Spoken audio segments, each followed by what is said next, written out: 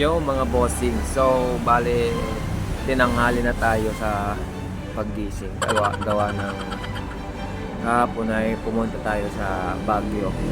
Bale nag-refresh lang tayo para mawala ng panandalian ng ating stress. Pero ngayon ay may trabaho naman tayo at ang gagawin natin ay racing seat pang NMAX B1. So let's go!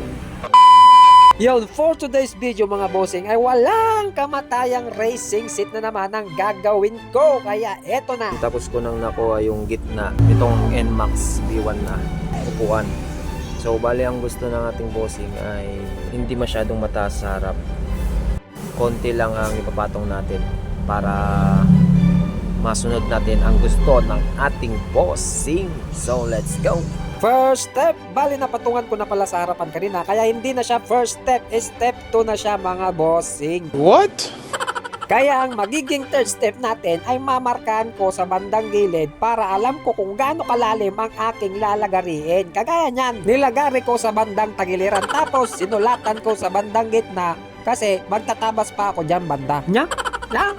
Puro banda tayo. Pero bago pa tayo magbanda rito, banda roon, yan na nga at sinusukat ko rin ang gilid to gilid. Kaya Mr. Gilid man dato yan. Sinusukat ko gamit ang tape measure para pantay yung guhit natin sa side by side and the other side.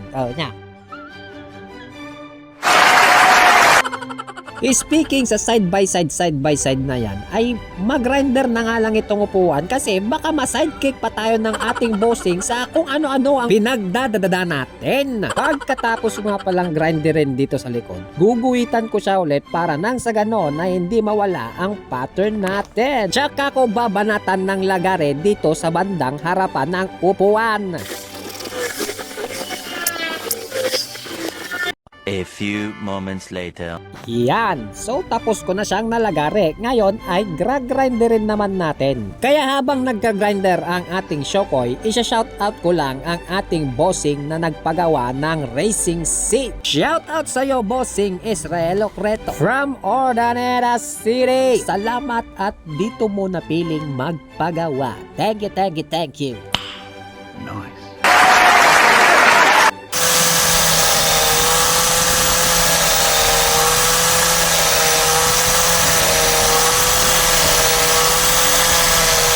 Dahil sa nag-shoutout tayo ay dito na lang sa parteng gilid ang ating grinderin. Kaya yan, ine-sketch na ng ating Shokoy. Mas maganda kasi pag nilagyan muna natin ng sketch para nang sa ganon ay may pattern tayo, hindi tayo sumobra sa paglagari natin. Kaya kung mapapansin nyo ang ating Shokoy, kada lagari niya may naka-sketch talaga mga best. At dahil dyan, tapos na tayo mga bossing. Pero tatawagan ko lang ang ating bossing na nagpagawa para ipakonfirm itong tabas kung sakto na.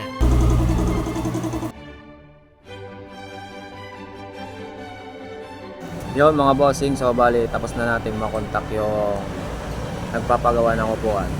All goods na daw yung tabas natin, kaya gagawan na natin ng seat cover. At ang seat cover ng ating bossing walang iba kundi yung SBT branch.